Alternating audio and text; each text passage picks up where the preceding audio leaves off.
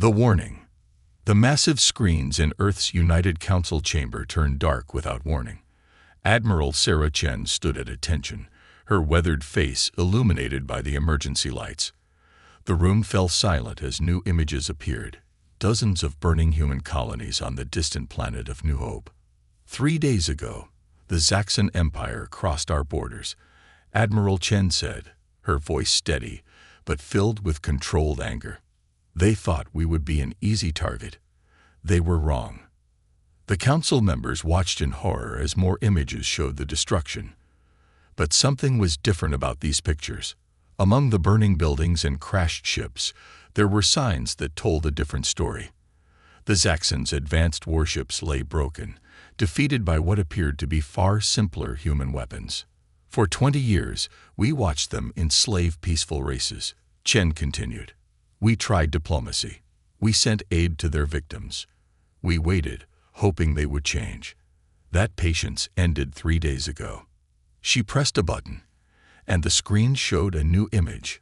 Massive shipyards hidden in Earth's asteroid belt. Thousands of warships waited there, their designs unlike anything the galaxy had seen before. While they thought we were weak, we were preparing, Chen explained. Every time they attacked another species, we studied their tactics. Every time they ignored our warnings, we built our forces. We knew this day would come. The council chamber erupted in whispers as more secrets were revealed. Underground bases on Mars housed weapons that could disable Zaxxon shields. Jupiter's moons contained factories producing advanced battle suits. Even Earth's oceans hid submarine carriers ready to launch space fighters. But our greatest weapon, Chen said, is something they never considered. She showed videos of human soldiers rescuing alien children from Zaxxon slave camps. Other clips showed human doctors treating injured aliens, and Earth ships delivering food to starving refugee planets.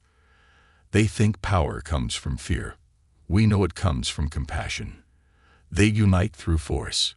We unite through friendship. And now, the species they enslaved are ready to stand with us. The screens filled with new messages, hundreds of alien races pledging support to Earth. Some offered ships, others provided intelligence about Zaxxon weaknesses. All of them had one thing in common. They trusted humans to lead the fight for freedom. Then came the most shocking revelation. A Zaxxon general appeared on screen, his purple scales shimmering as he laughed at Earth's formal warning to withdraw from all enslaved worlds. Your primitive species dares to threaten us, he mocked. We control half the galaxy. Our ships darken the skies of 1,000 worlds. What can you possibly do to stop us? Admiral Chen's reply was simple. Watch. The video showed a small human fleet approaching a massive Zaxxon slave market. The Zaxxon ships moved to attack, confident in their superior numbers. But then something unexpected happened. The human ships released clouds of tiny robots, each smaller than a coin. Within minutes, the robots had disabled every Zaxxon weapon system. As the Zaxxon crews panicked, human marines teleported aboard their ships. They moved with incredible speed and precision, disabling rather than killing, capturing rather than destroying. Within an hour, the largest slave market in that sector was liberated.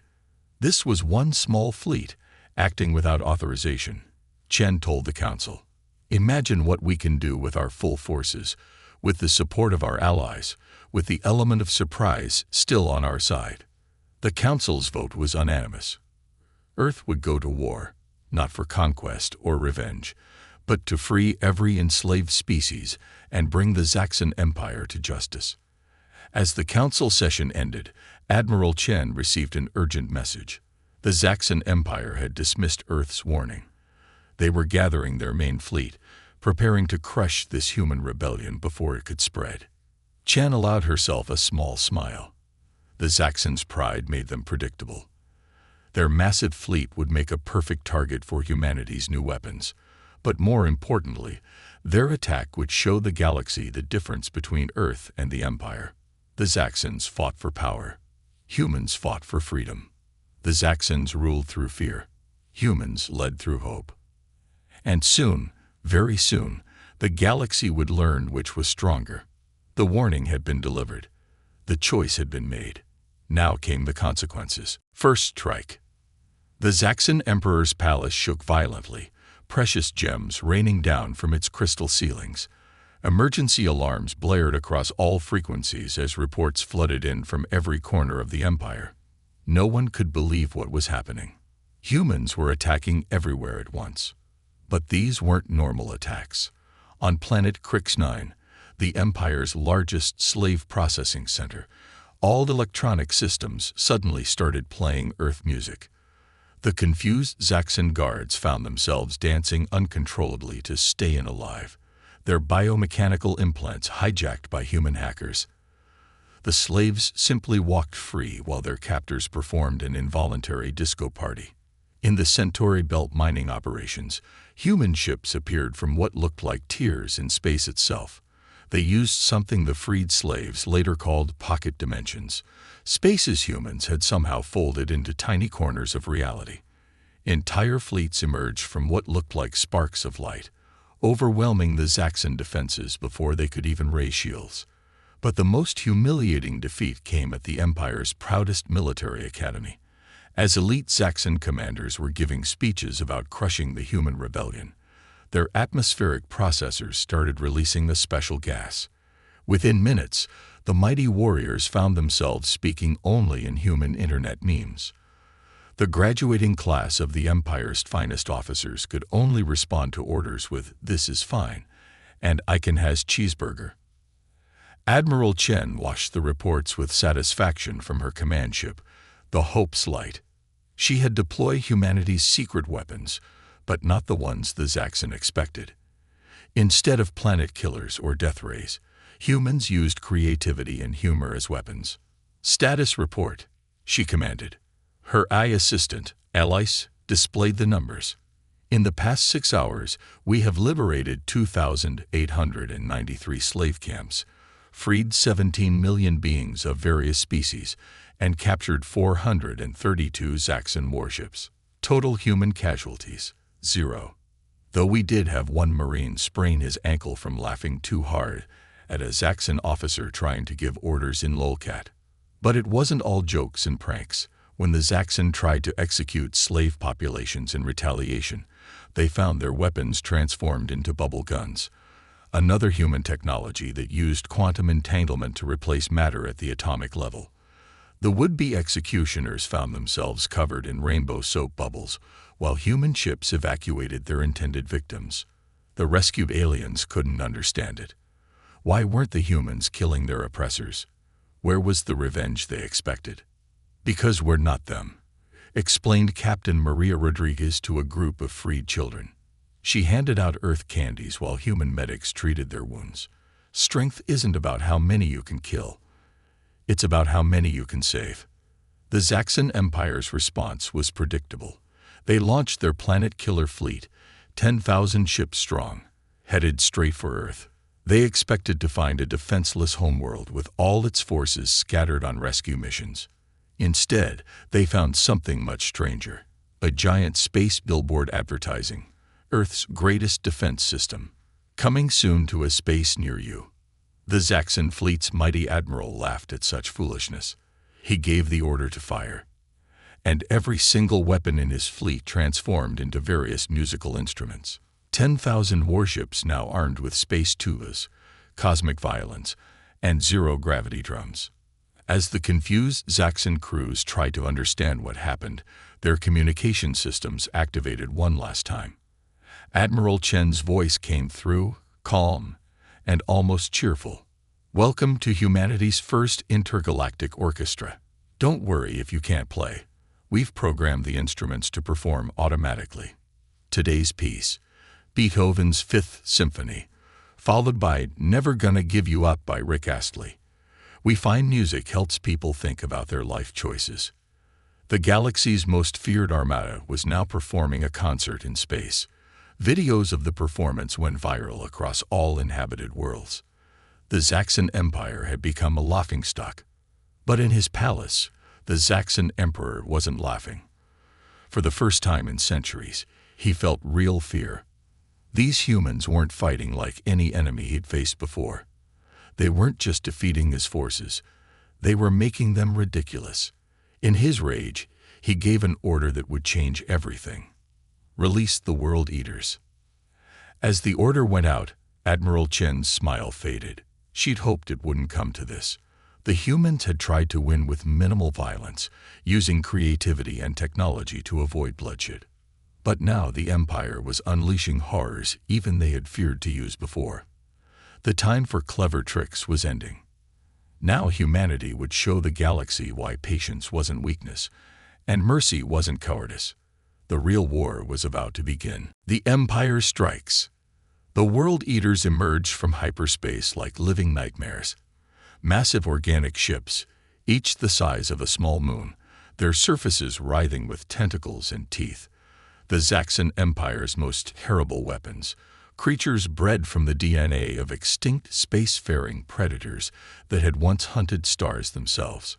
Admiral Chen watched them approach Earth's solar system. Behind her, Alice displayed the enemy's specifications. World Eaters consume all organic matter on a planet's surface in under 6 hours. Previous survival rate of targeted worlds, 0%. Number of World Eaters approaching, 15. Time to show them why you don't bring biological weapons to a science fight, Chen said, pressing a button on her command chair.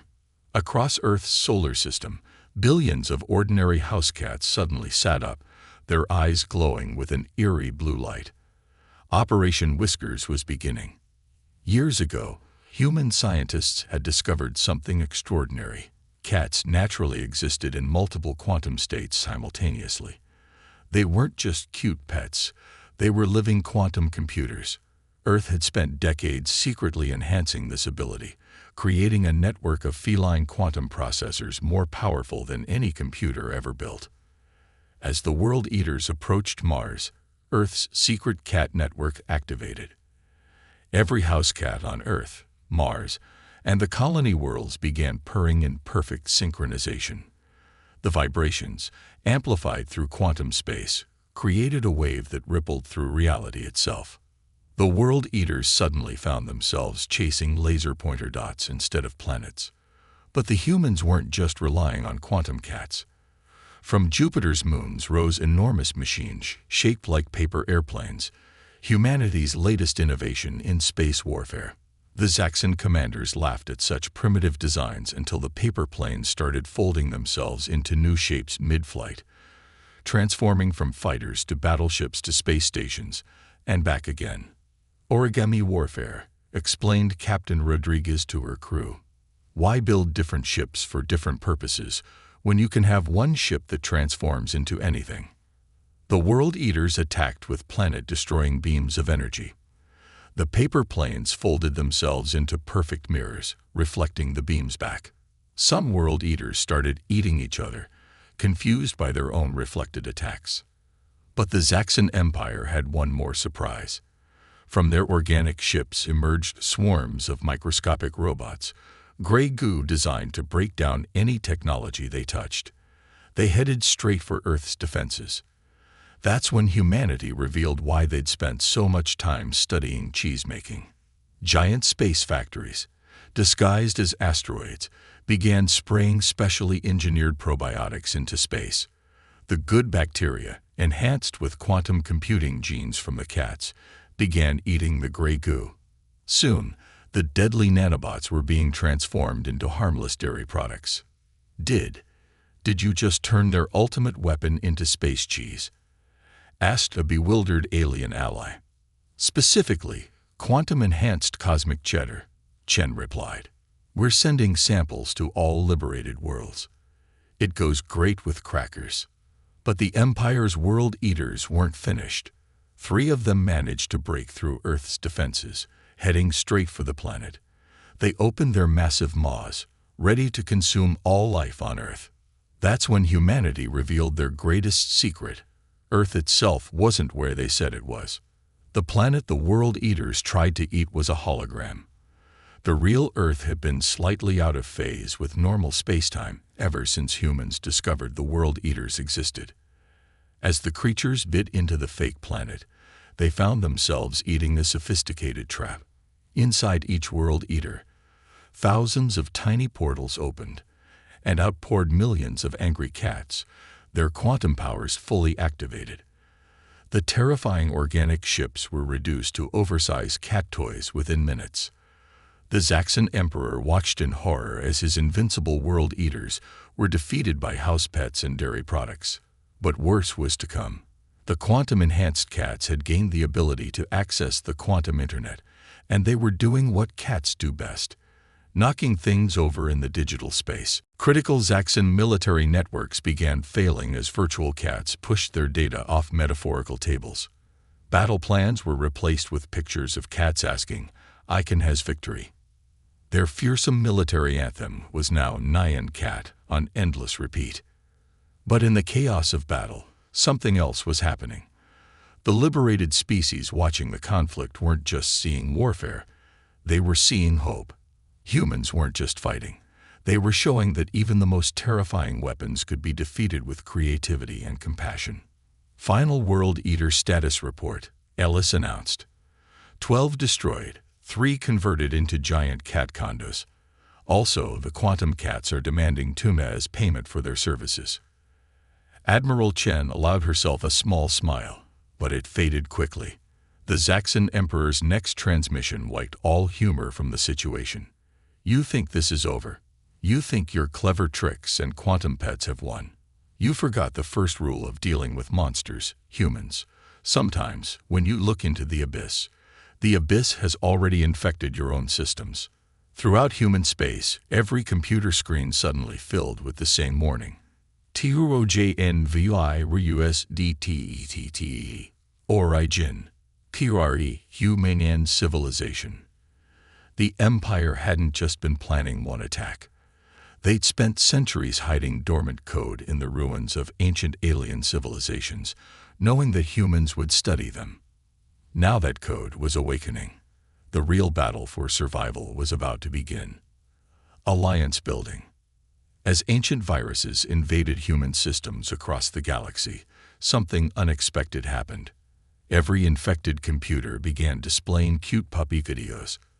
The Zaxxon Emperor's devastating cyber attack was being countered by humanity's second greatest secret weapon: dogs. While cats had been enhanced for quantum computing, dogs had been trained as digital immune systems. Their endless enthusiasm and loyalty had been converted into antivirus programs that treated every cyber attack like a game of fetch. Good boys and girls of the Cyber Canine Corps. Activated, Ellis reported. Virus elimination through overwhelming happiness at 95% completion. Also, they're requesting belly rubs.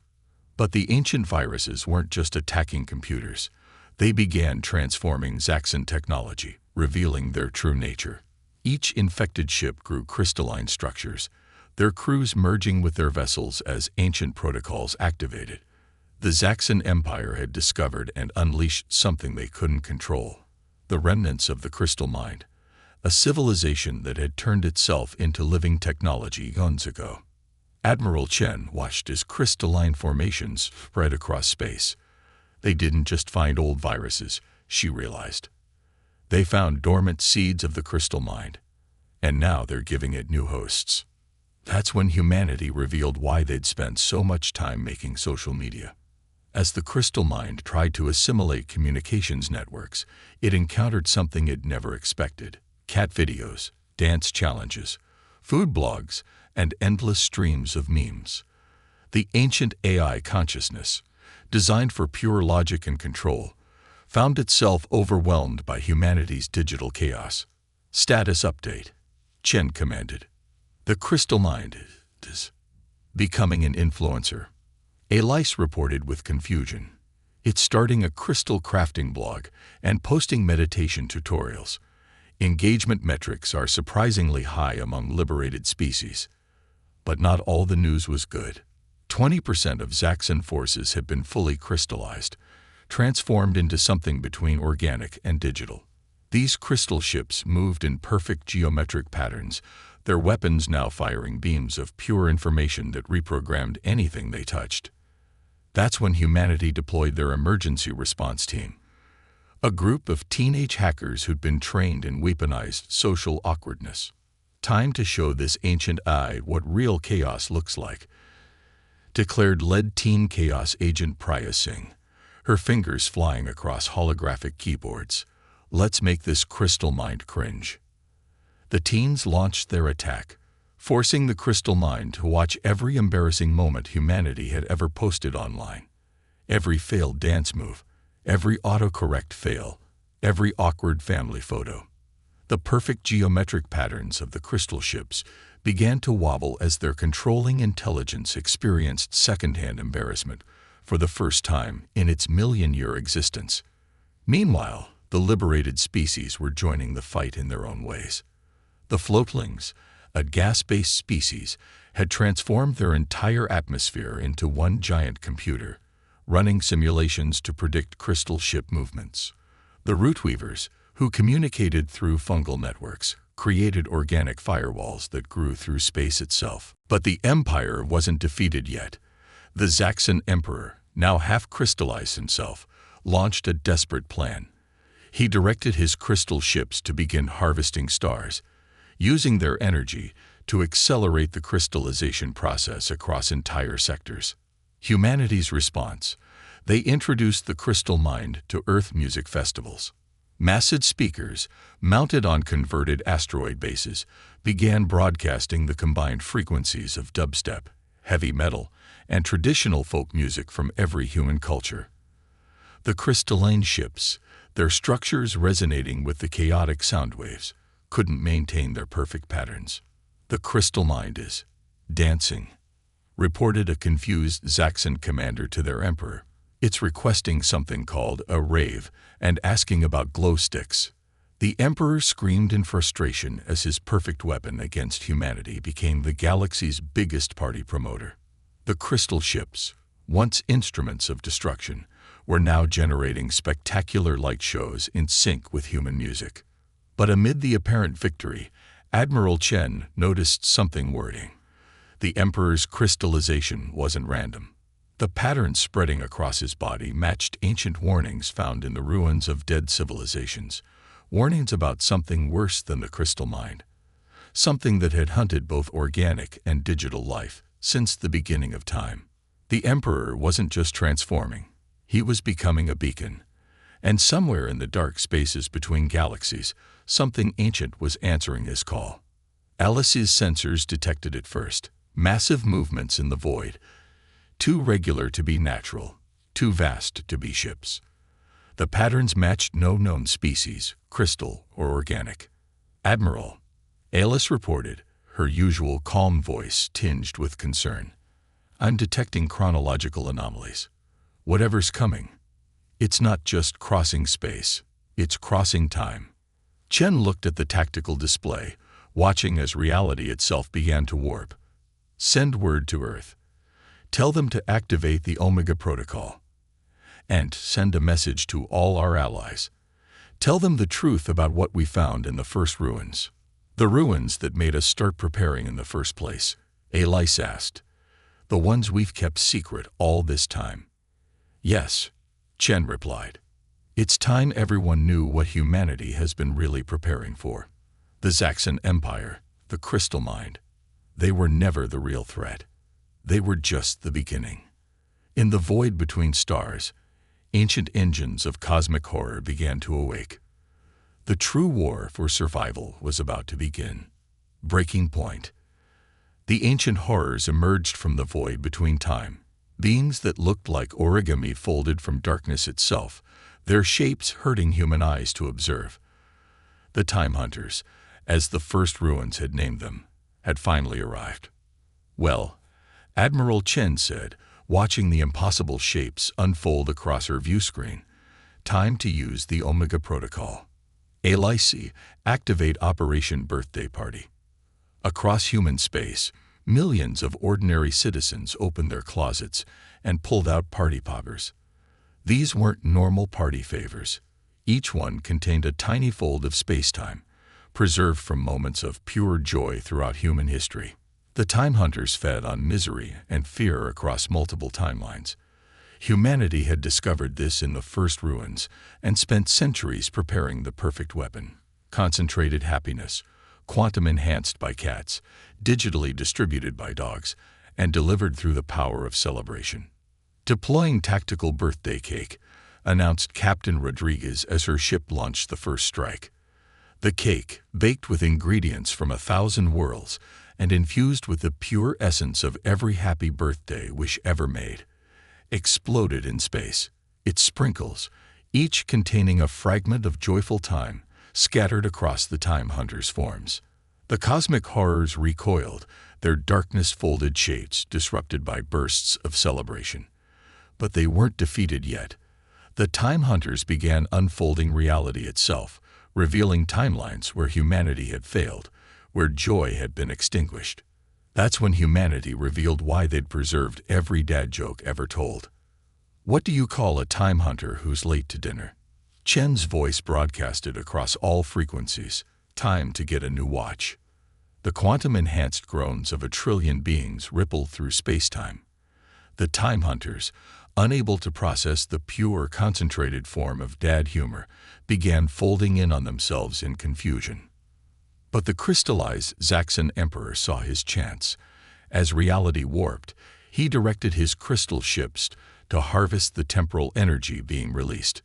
The crystalline structures began absorbing the broken timelines, growing into impossible geometric patterns that existed in past, present, and future simultaneously. That's when humanity deployed their emergency response. History teachers. Actually, began Professor Sarah Chen Martinez, Admiral Chen's daughter, over the galactic broadcast. If you examine the temporal paradoxes you're creating, you'll find they directly contradict the homework assignment due next Tuesday. The crystal ships hesitated. The time hunters paused their reality folding. Even cosmic horrors feared pop quizzes. Meanwhile, the liberated species had joined the defense in their own unique ways. The Melodians, a species that existed as pure sound waves, began singing timeline harmonies that strengthened the fabric of reality. The quantum quokkas, evolved descendants of Earth's happiest marsupials, spread their infectious joy across dimensional barriers. But the time hunters had one final weapon. They began unfolding the darkest timeline, one where Earth had never discovered laughter, where joy had been mathematically proven impossible. Humanity's response. They opened the meme vaults. Every funny cat video, every perfectly timed photo, every "why did the chicken cross the road" joke ever created, all launched simultaneously across all timelines. The dark timeline couldn't maintain its grip on reality in the face of humanity's collected ability to find humor in anything. The crystallized emperor screamed in frustration as his perfect allies were overwhelmed by what Alice's censors identified as peak comedy. The time hunters, unable to feed on the fear they needed, began folding back into the void. But victory came with a price. The temporal energy released had caused strange effects across human space. Some colonies reported dinosaurs in business suits showing up for job interviews. Others found themselves speaking in languages that wouldn't be invented for another 1,000 years. And in the chaos, something even stranger emerged. The first ruins, scattered across 1,000 worlds, began to glow. Ancient symbols activated, revealing a message that humanity had only partially translated before. Beware the laughing void, for when the last joke is told. The message cut off there, but new symbols were appearing, completing the ancient warning. And as Admiral Chen read the translation, her face paled. "Alice," she said quietly, "send word to Earth. Tell them we got the joke wrong. The time hunters weren't trying to destroy us. They were trying to warn us. The thing we just woke up with all our laughter, with all our joy." In the spaces between stars, in the quantum realm where cats played with reality's strings, something stirred. The last joke was about to be told, and the universe itself was preparing to deliver the punchline. The real test of humanity's creativity was about to begin. "Well," Chen said, watching reality ripple like waves on a cosmic pond, "at least we still have the party poppers." In the void, the laughter started. And it wasn't human. Revolution. The laughing void's cosmic chuckle rippled across space-time, turning entire star systems into galactic jokes. On one planet, all life evolved backwards. Trees became seeds, adults became babies, and breakfast turned back into eggs that uncooked themselves. On another, gravity developed a sense of humor, working only when someone said please. Status report, Admiral Chen demanded, watching reality unravel with increasingly silly side effects. The good news, Alice reported, is that we've discovered why ancient civilizations developed knock-knock jokes. They were dimensional locks. The bad news is that we just unlocked all of them. That's when humanity revealed their true masterpiece, the emergency comedy corps, specialists trained to find humor in even the darkest situations. Their secret weapon. Dad jokes so powerful they could stabilize paradoxes through sheer grown-worthiness. What did the laughing void say to reality? Commander Jeff Martinez broadcast across all frequencies, time to speed light. The terrible pun created a moment of universal cringe, so powerful it temporarily stabilized the local space-time continuum. In that moment of clarity, humanity's scientists made a stunning discovery. The laughing void wasn't trying to destroy reality. It was trying to rewrite it into the ultimate comedy show. Every civilization it had encountered became part of its endless routine, their histories rewritten into cosmic jokes. But the void had never encountered Earth's secret weapon, intentionally bad humor. Deploy the ultimate dad joke, Chen ordered, her voice grim. Captain Rodriguez stepped forward, took a deep breath, and spoke into the universal translator. Hi, trying to rewrite reality into a cosmic joke. I'm Dad. The laughing void's chuckle turned into a shocked gasp. For the first time in its eternal existence, it had been dad joked on a cosmic scale. The crystallized Zaxxon Emperor, watching from his time-warped throne, actually facepalmed with all 12 of his crystalline hands. That's when humanity's allies joined in with their own cultural forms of anti-humor. The Silicon Sages contributed paradoxical programming jokes that made artificial intelligences question their existence.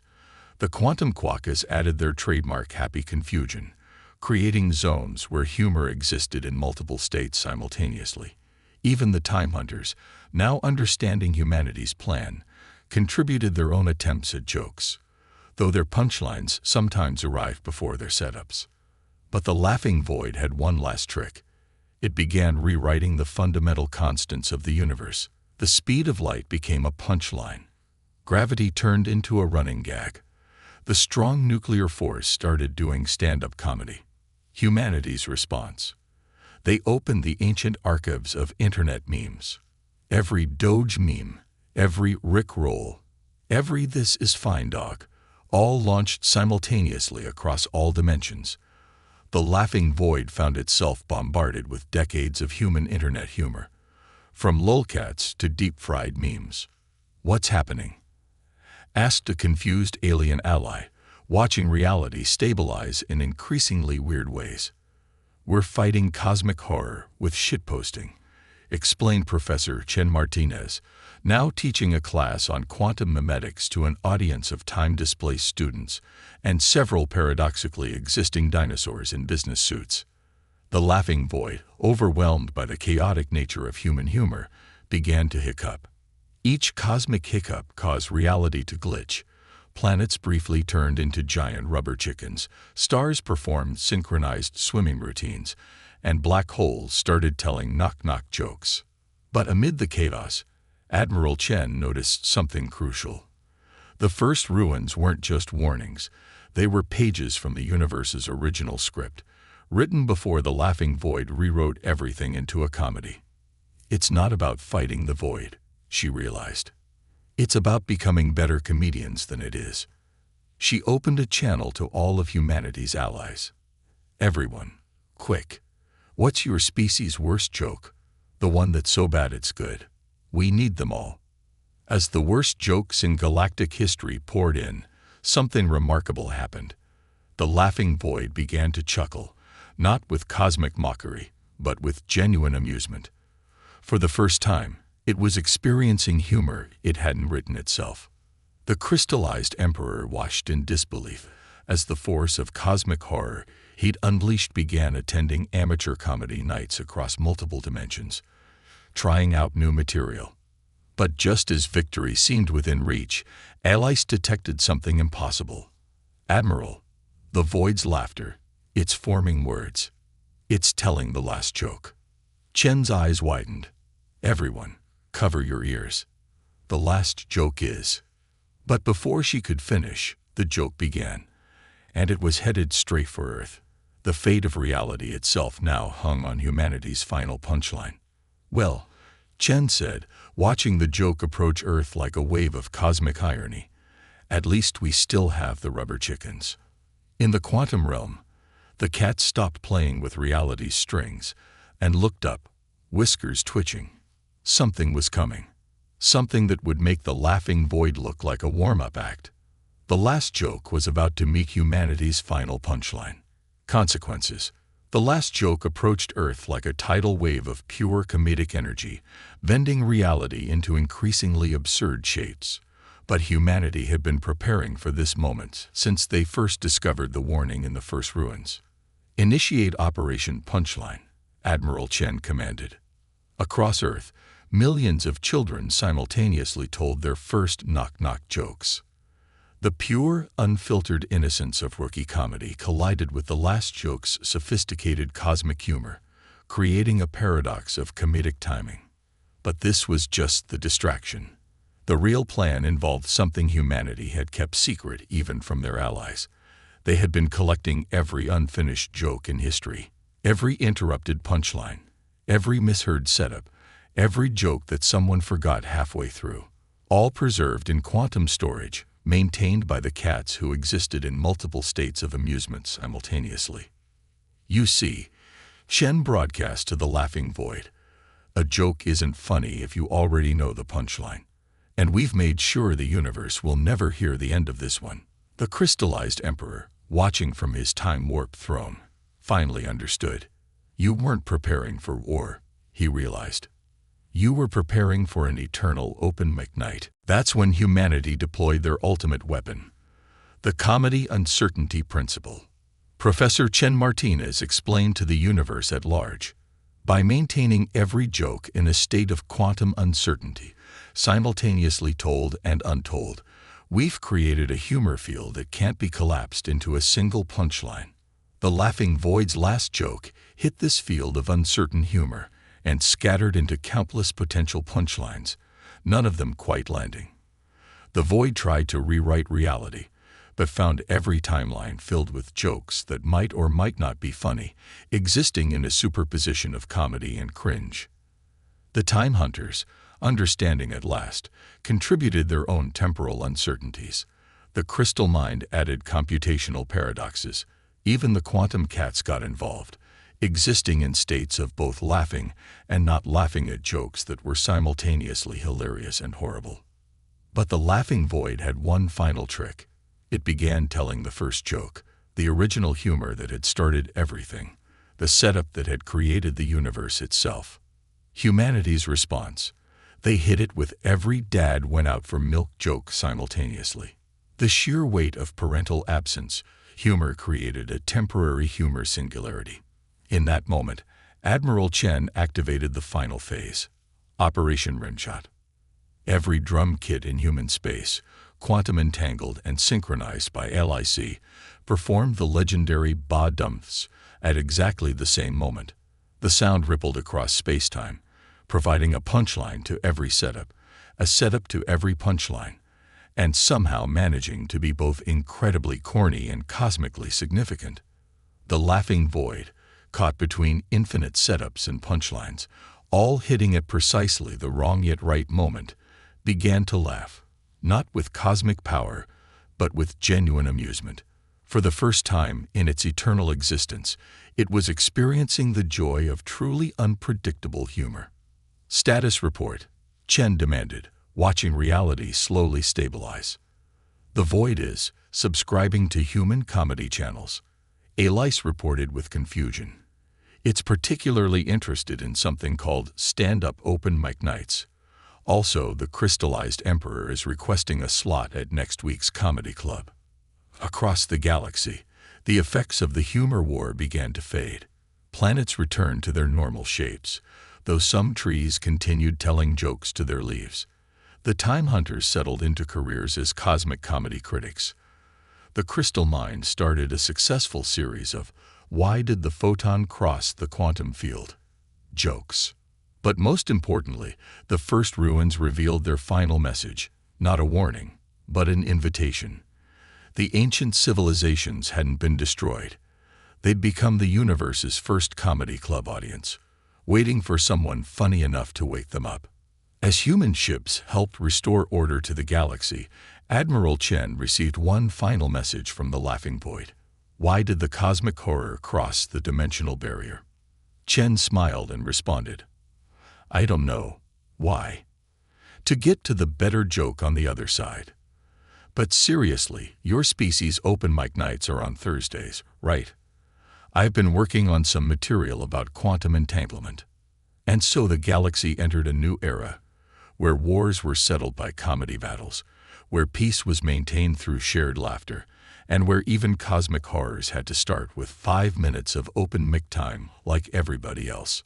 The crystallized emperor, now hosting his own cosmic comedy podcast, often reflected on his empire's mistake. They had thought power came from fear, from control, from perfect crystalline order. But humanity had shown that true strength came from the ability to laugh, to share joy, and most importantly, to tell really, really bad jokes at exactly the right moment.